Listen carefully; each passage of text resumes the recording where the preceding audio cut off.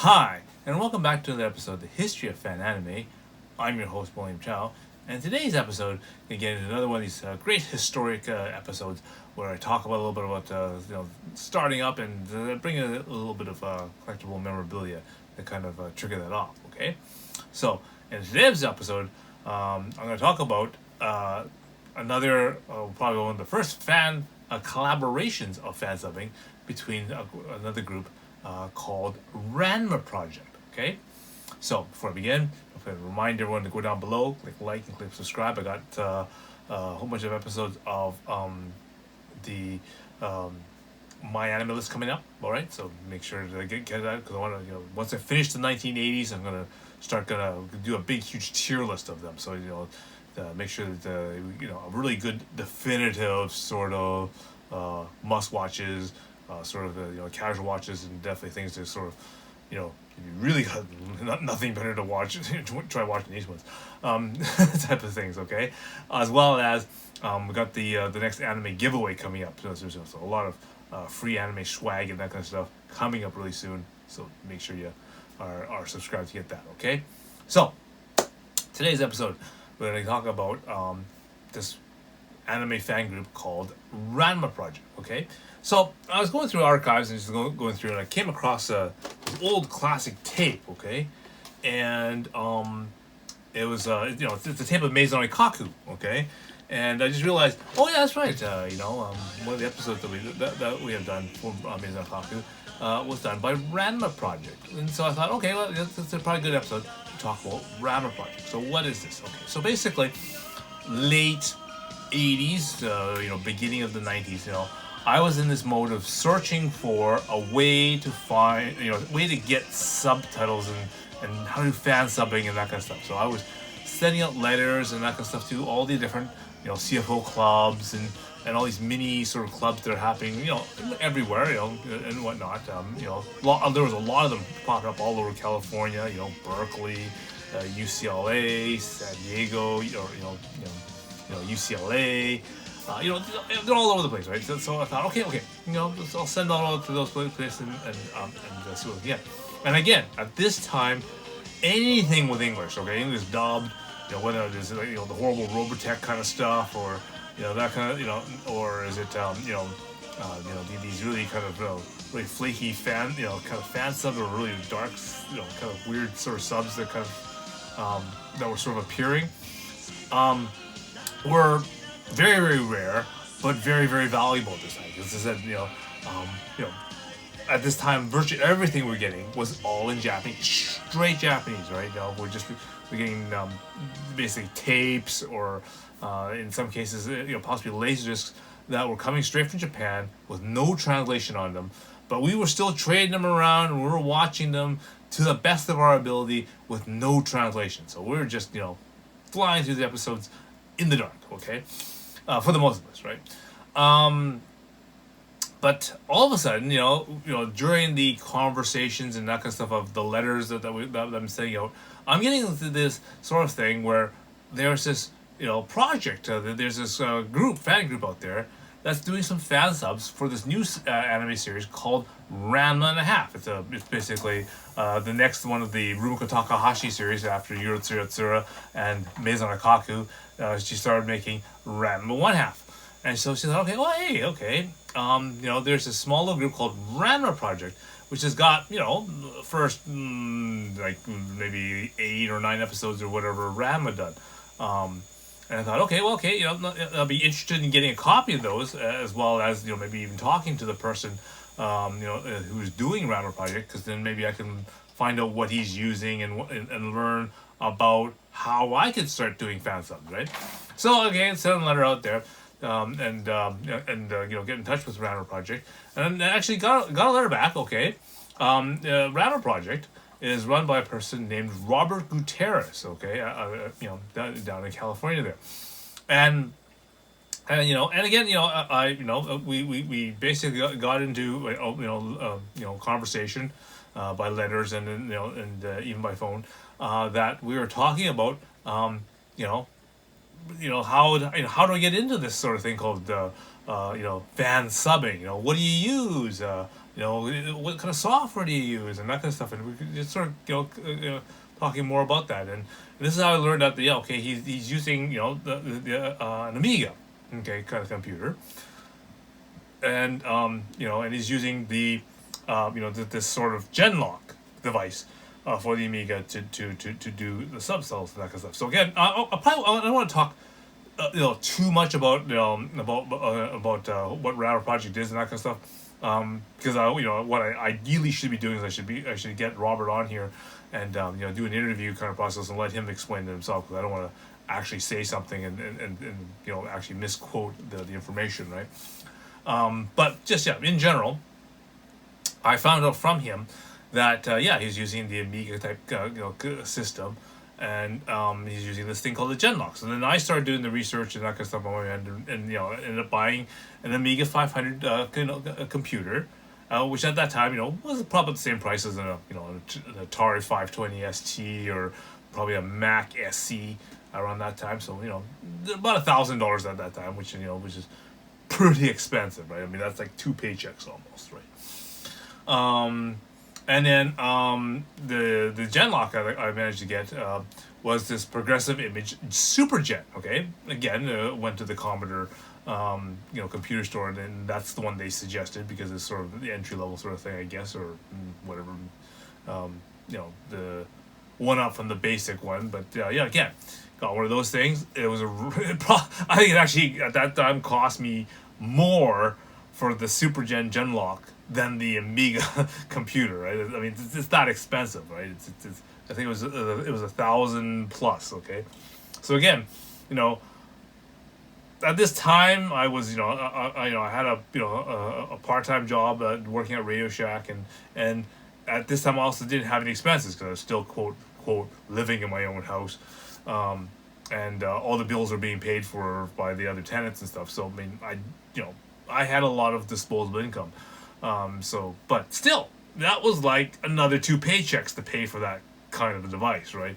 But I managed to gather it all together and started, fansubbing Orange Road, okay? Using this, Commodore Amiga, kind of system. And so, I started doing this and making it Orange Road episodes and that kind of stuff available with subtitled, right? And so around came time to go down to the San Diego Comic-Con, okay, as it was sort of recommended, and basically between the Vancouver Japanese Animation Club and the Abbotsford Animation Club, which is basically it's out further in the valley from Vancouver, about about 50 miles or so out, whatever. But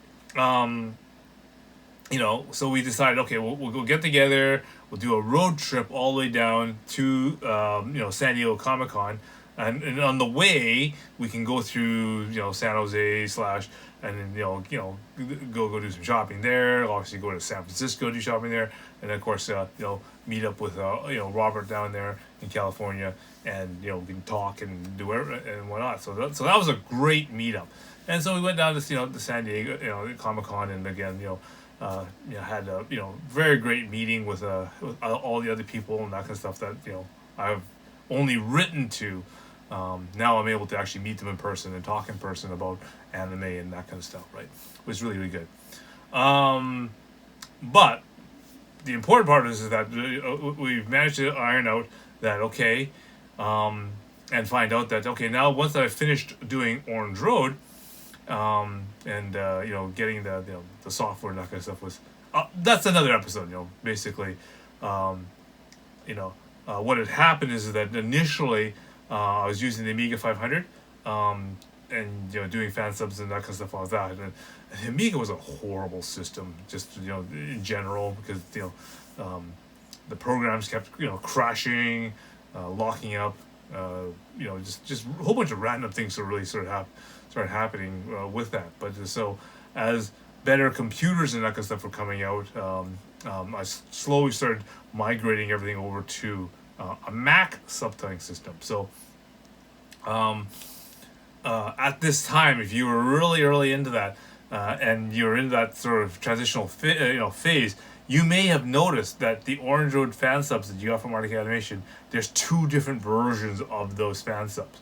One that has sort of a bigger, bubblier, more bubblier font. I guess it's funny word, but I guess that was all the fan subs that were made on the Amiga.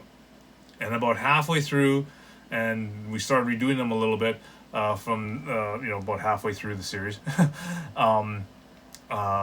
We switched over to doing all the fan subs on the Mac, okay, which has a more standardized Arial font with the border around them, okay, and then of course so we kind of rephased those back in. I'll get more into about the transition and the actual software, because I found some of the manuals and some of the letters in regards to the actual software.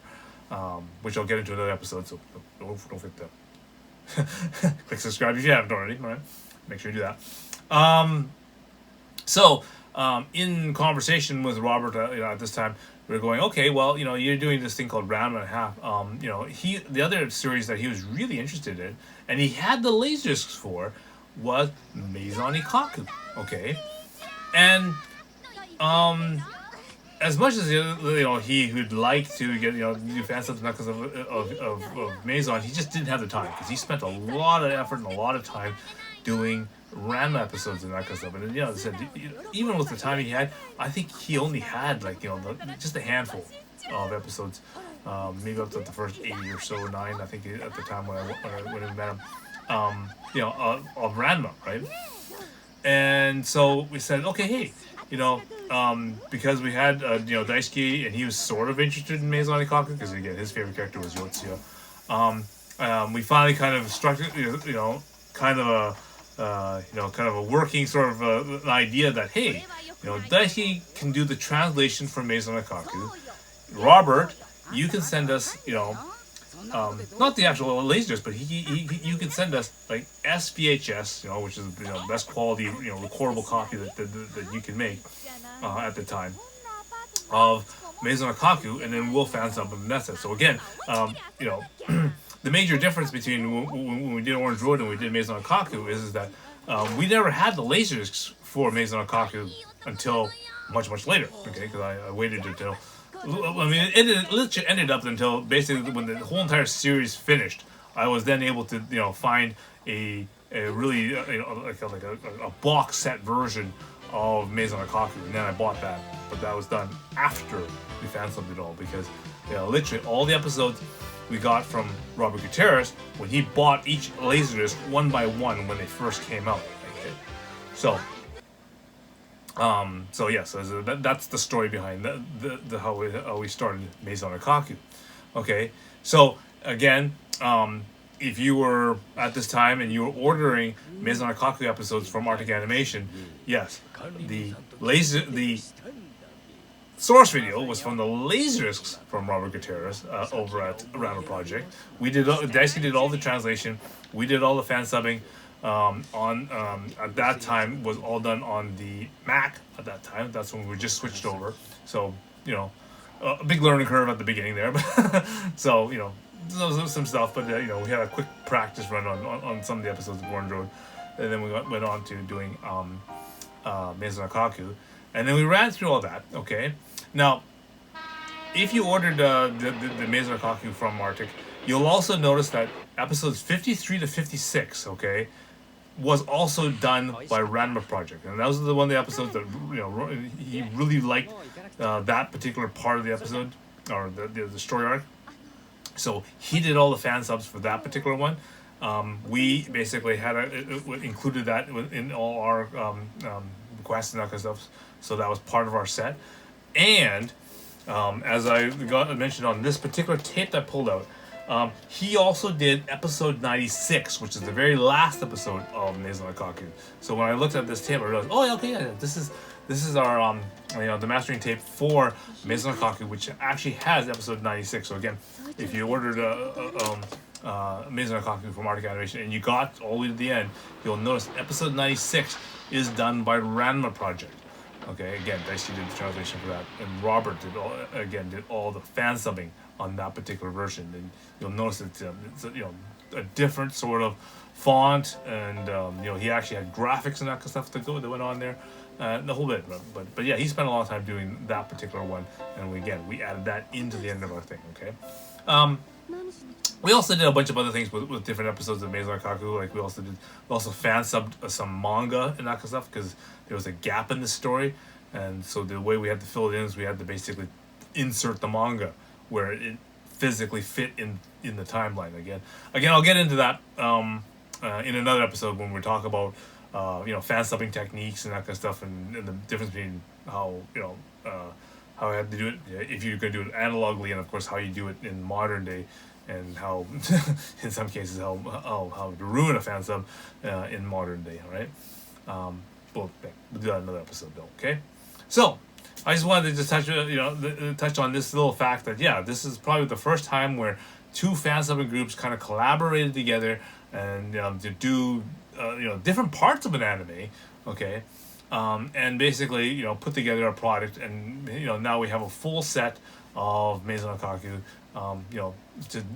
with the partnership of the two groups, and it was good. It was really good. Again, we didn't go on to do anything else from that point because everything really sort of took off, and the anime scene really changed after that. But I said one of these days I'll have to try to get in touch with Robert and maybe we'll do kind of more of an interview, and we can talk more about the process and that kind of stuff that happened on his end, more so. But definitely yes, that was a very good productive thing, and that's how basically Arctic Animation was able to do their second full series, Maison Ikkoku, and that was all with the help of Ranma Project. Okay, so I hope you find that this is kind of a neat sort of tidbit of information and a neat sort of fill in for the anime history. And again, I'll get into more topics like this as I find because I said I came across letters about the fan subbing software, which is another really big thing at the time, because I said because the internet and that kind of stuff isn't the way it is, right? So how do you get the computer software to begin fan subbing if you don't have the means to transfer and that kind of stuff? So again, we'll get into that in another episode, right? Don't forget to make sure you're subscribed below and turn those notifications on, all right? So until next time, see you again.